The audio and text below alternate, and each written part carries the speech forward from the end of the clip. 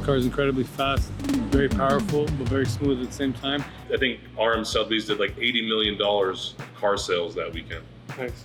You'll see about $20,000 art piece for the museum.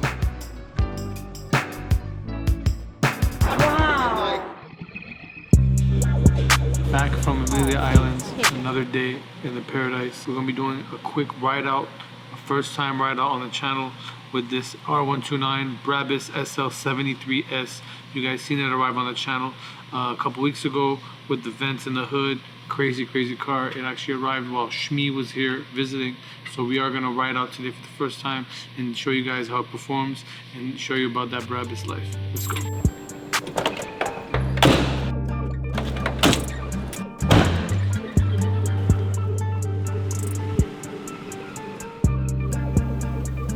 Guys, we're jumping in the SL73S Brabus, very, very rare piece, R129, stupid fast, very, very crisp car.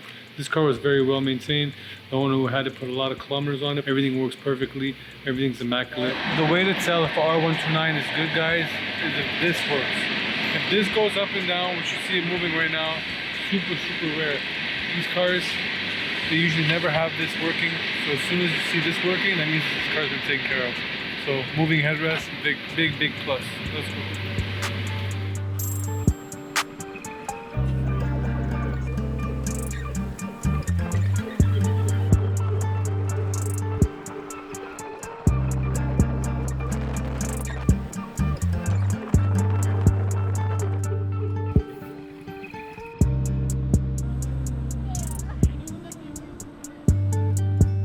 Very, very hot, sunny day in Florida. But we decided to bring out the R129 with the roof removed. You already know. We're in the Brabus. It's the SL73S. This thing is crazy. So very smooth car. Overall, when you're just idling, you can't really hear the motor, but it is a 7.3S Brabus motor, which would be found same type of configuration in the Pagani Zonda, but an AMG. Gauge cluster goes by 30 kilometer increments. So 30, 60, 90, 120, 150, and so on and so forth. Super cool car. This car was kept very clean by the owner. So Brabus did a great job tuning this engine. This is not only a 73, it's a 73S, so there's that much more power. We will be doing a deep dive on this car and deep dive on the motor, but for now we're just enjoying this cruise around the Kingdom of Boca Raton and the SL73S. When we talk about unicorns, this is one of those unicorns you never ever see on the road. I mean, what more can you ask for? One of the fastest R129s ever made. Brabus, always with the aggressive tune. Very, very, very aggressive. And lots of power. Perfect idle. You don't feel anything, you don't hear anything. It's really, really smooth. I would like a louder exhaust on this car. Personally, I want to hear the 7.3S.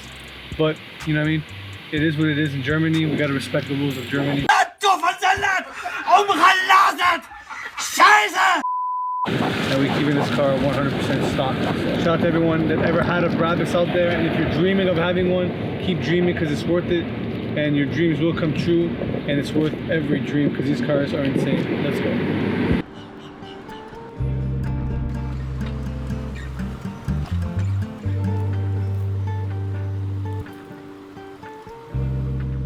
Alright guys, so this weekend we spent at Amelia Island here in Florida, famous car event that happens every year.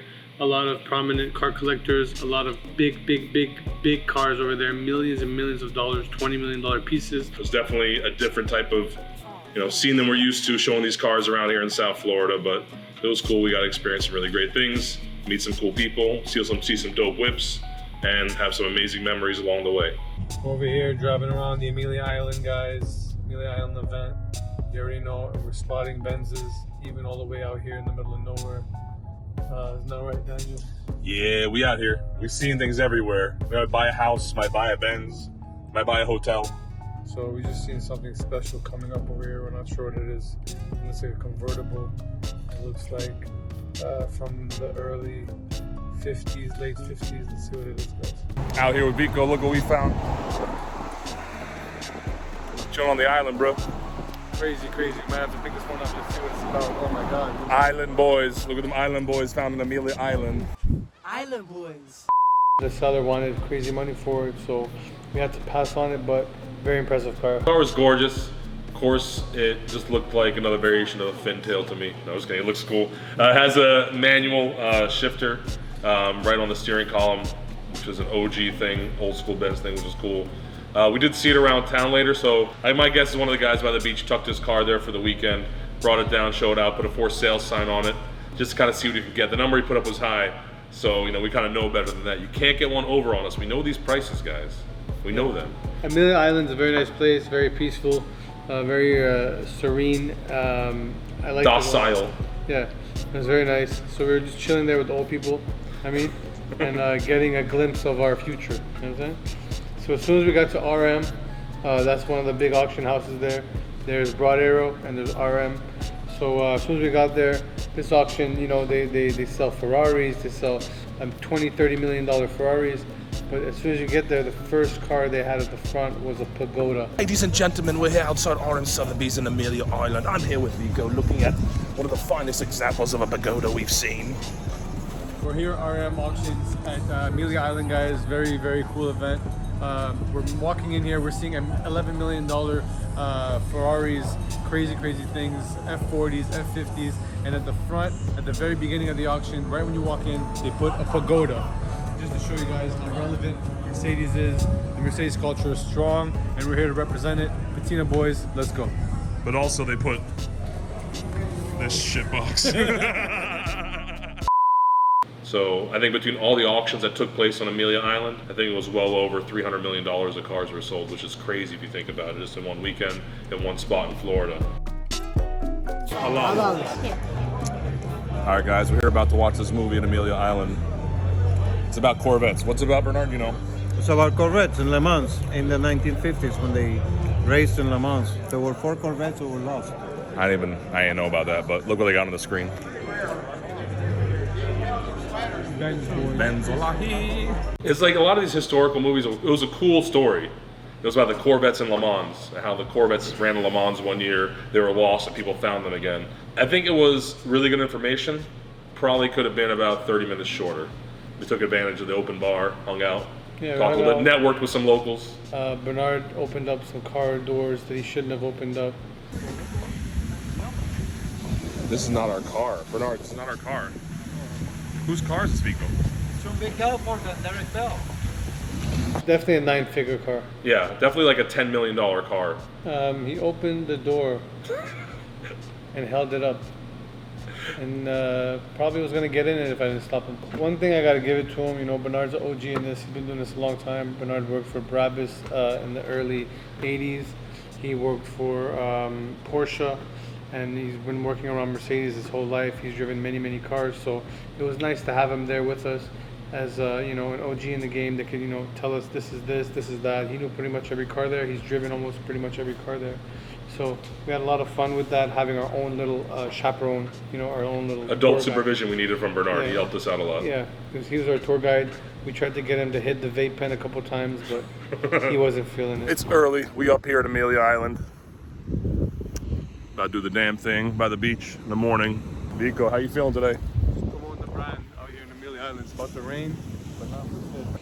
Running all you auctions, about to make it rain some dollars out here too. So let's see what happens today. See if we get some cars. If not, we're gonna catch something. Just happy to be a part of the experience. Let's go. Patina boys. So the next day, we woke up bright and early, me and Daniel, as we usually do on a Saturday. It doesn't matter what day of the week it is. We decided we want to check out Radwood that day, which is a more our type of vibe, 80s, 70s, 80s.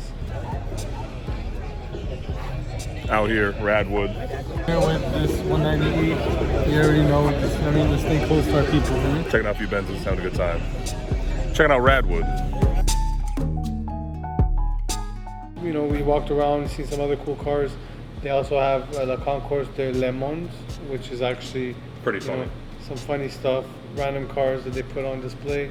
There was some cool Mercedes in that area, 123 limousine with some type of...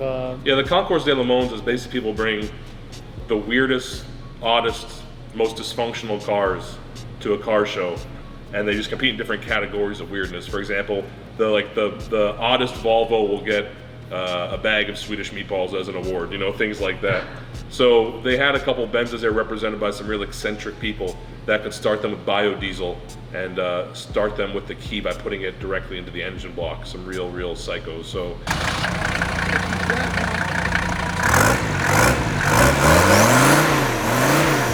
Yeah, guys, we out here at Radwood. We just got a phone call from RM Sotheby's. We picked up a dope little art piece just on the phone out here just now.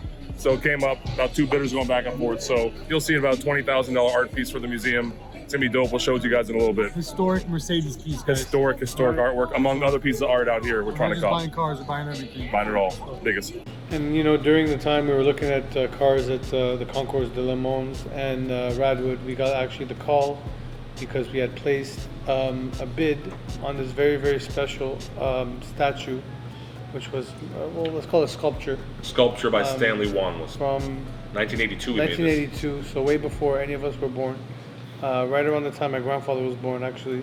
So this sculpture was the spirit of Mercedes, it was called.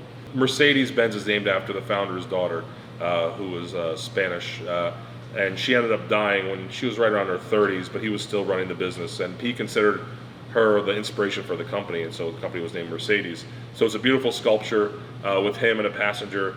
And the car, the vehicle, is being led by her golden spirit and being pulled into the future. So really kind of touching story told in one sculpture about family, sadness, grief, but also triumphant, how to be triumphant and move forward and be led by people you love, even if they're not here. It's a really special story in that one sculpture, and it really kind of encapsulates a lot about how Mercedes started. We saw a car we wanted to try to make a move on, and it was cool because it was a 190, not tuned, it was a 190 SL, and it had the original box from the 1950s that the hardtop came in. Very cool, very different. But we just couldn't make it happen. The numbers took off like crazy. We couldn't justify it for the museum too because it's not modified. So it would have been cool to get at a fair market price, but it was special. Everyone else saw that it was special. The numbers took off, which doesn't make sense because we like really finding cars out there in wild and buying them from auctions at a high price. We bid on it till it hit about 180. Then we're like, we lost interest around 180. We buy these cars because they're cars, historical pieces, that if we get them at a good price, we're gonna grab them, but they don't really fit the theme of the collection. Anyways. But if you guys see any boxes out, old boxes that say Mercedes, old boxes that say AMG, anything old memorabilia-wise or anything tuner, Mercedes, AMG, we'd love to hear from you guys. If you don't have it listed somewhere, send us a message because we're always interested in picking up odds and ends from the museum as well. Yeah, the museum is gonna have a lot of cool stuff for you guys, so we're trying to gather everything up.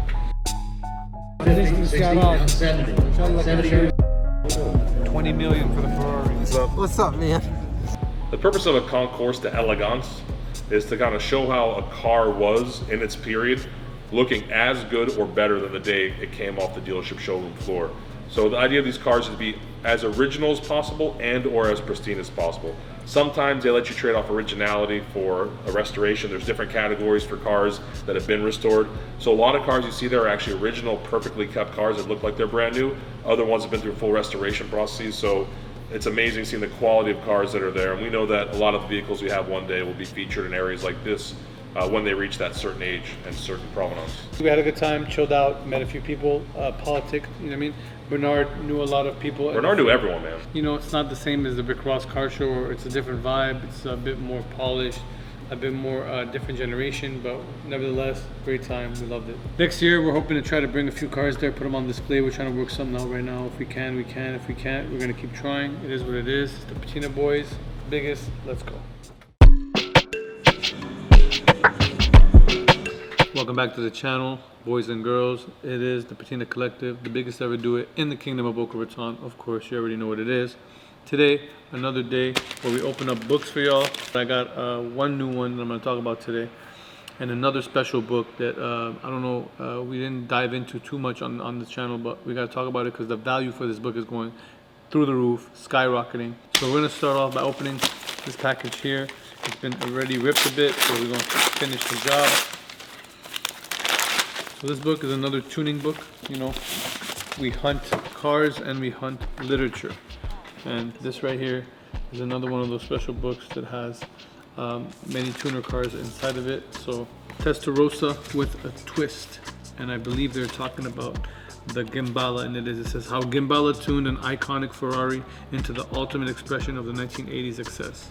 So that's what this is about, guys. So I'm sure there's some Mercedes in here. And look, as soon as I open it, you got a few Benzes, boom, right there, SL shop.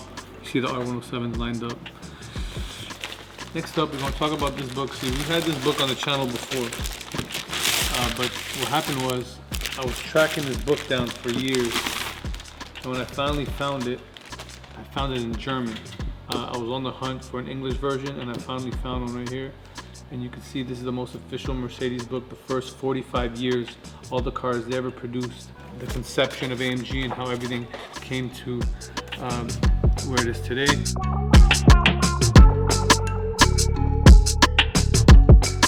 Super cool book.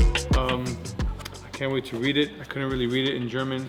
I'd have to use Google Lens and all that, so I didn't want to do that, but we got it now. And the thing is, this book, I bought the first copy for about $400 or $500. I bought this one for about $350, $400. But now the book is actually $3,000. So collect these books, guys, because these cars are going up in value and these books are skyrocketing as well. Next up, spoke about these before, but I can't stress it, guys. I can't stress it enough. These are very special. I didn't buy all of them. There's a few still out there, right? The famous fantasy cars, AKA Dream Cars by Ian Kuha. And yeah, man, this is one of the best tuning books they ever did, man. So pick it up if you can.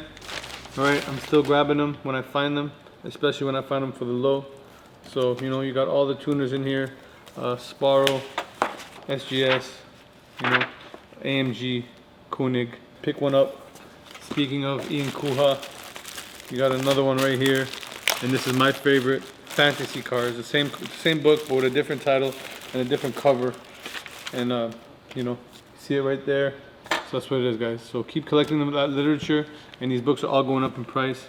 So today we're going to be going to Miami to the Benz meet that we went to a few months back at the brewery out there. So we're tapping in with everybody in Miami tonight. So tap in with us. All right, let's go. You know, one thing about us, we started this all during the pandemic, is when we really started pushing Patina hard and making this business grow. And because of that, we weren't really out in the mix. There was not a lot of car shows going on. So now we're trying to get back on the mix and meet all of y'all out there that got a Benz. So any Benz meets going on around the US, let us know. We'll see if we can pop up, come through. West Coast, East Coast, South, North, Alaska, Hawaii, Guam, Massachusetts, Boston, and Albany, New York, Tallahassee, Florida, and Washington, D.C., Santa Fe, New Mexico, and Nashville, Tennessee. let us know, we'll show up. So we bought these cars, guys, about 2 years ago, Bahrain. The thing is, we bought these cars from our guy out there, Noman. He has Vintage Arabia. We bought a Koenig Special. SL60. So that's 3 cars that we bought from him, C140. So we were trying to figure out how to export them. It took about 2 years to figure things out. He kept missing dates. He kept missing ships. Paperwork with the royal authorities weren't filed the right way.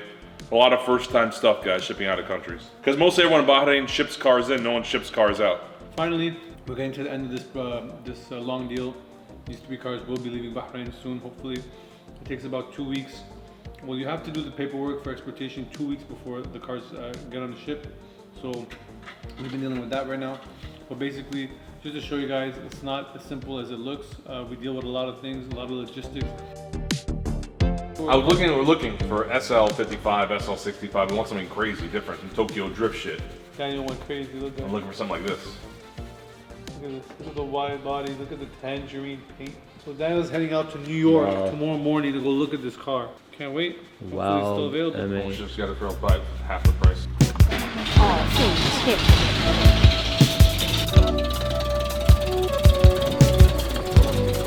So what's the plan?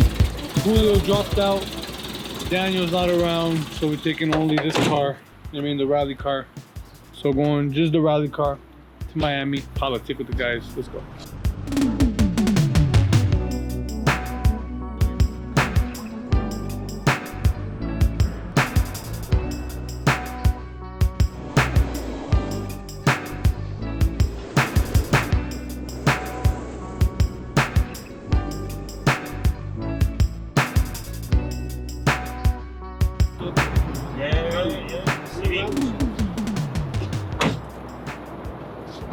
Never went in this car. You know what color code that is? I don't even know. It's it's obviously a stock car. The guy got it. It's born in color for sure. Right? Yeah. The guy got it like this, and then he put all the stickers on it. It only had fog lights on it, 2 fog lights at the bottom. The guy went crazy. Sick. And also, you know what's sick? He changed the seats. These are 126 seats. Or something from another car, and then look. What up, bro? How you been, Doc? Appreciate you coming, bro. I thought the car was manual. No? That would have been sick. Where'd the car come from? UK. UK? Yeah, it's not manual. That would be crazy. Rally car, some guy had it out there collectively. Yo. Just random guy? Yeah. Stumbled upon it? Rally guy.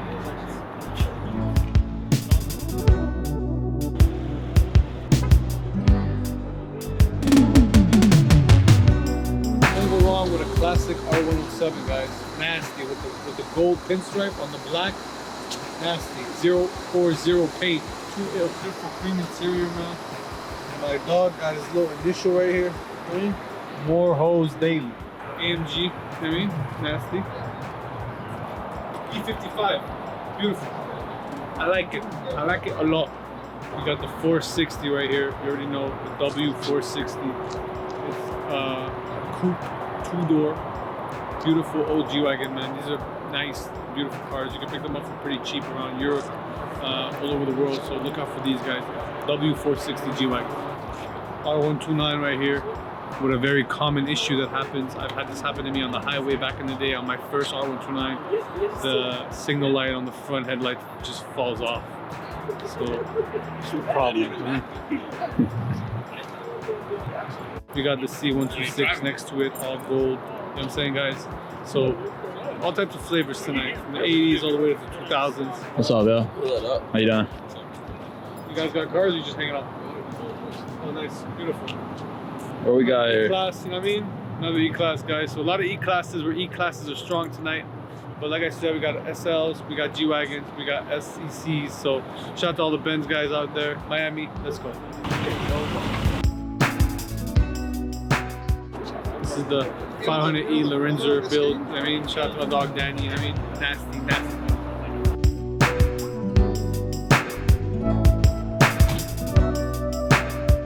It's cold, it's raining, so people didn't really come out tonight, unfortunately, but we made it out. We showed love. The presence is felt. We're here in Miami, and I enjoyed driving the W123 rally car, zooming through traffic. It was nice. So.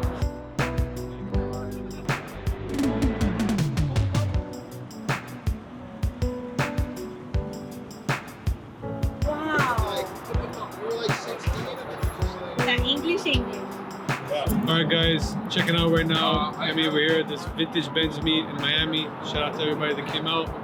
It wasn't the greatest turnout because of the weather, but we still made it out. A lot of cool Benzes. So shout out to everybody out there, man. Miami, all the way to Boca. We're doing it. Benz boys, let's go.